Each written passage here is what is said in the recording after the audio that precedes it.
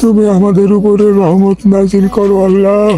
তুমি আমার মাইয়াটার মনের আশা পূরণ করে দাও আল্লাহ।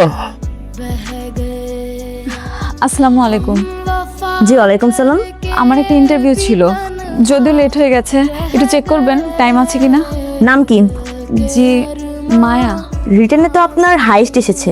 আপনার বাবা কি করে? জি আমার আব্বা রিক্সা চালায়। রিক্সাওয়ালার মেয়ে? জি স্যার, আমার আব্বার অনেক বয়স হয়ে গেছে, এরপরও আমার জন্য অনেক কষ্ট করে উনি রিক্সা চালায়। রিটার্নও দেখতে পাচ্ছি আপনি সবচেয়ে হাইয়েস্ট মার্ক পেয়েছেন।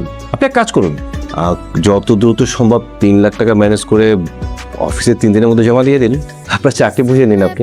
এত টাকা আমি কই পাবো স্যার বলেন? আমরা গরিব মানুষ, এত টাকা মনে হয় না জীবনে কোনোদিন চোখেও দেখেছি। দেখুন স্যার, অনেক কষ্ট করে রিটেনে পাশ করেছি, কিন্তু আজকে ভাইবাতে আমার এরকম কন্ডিশনে পড়তে হবে সেটা আমি কখনো কল্পনাও করিনি। আমার সত্যি খুব দরকার ছিল চাকরিটা স্যার। থাক, এমন চাকরি আমার দরকার নেই।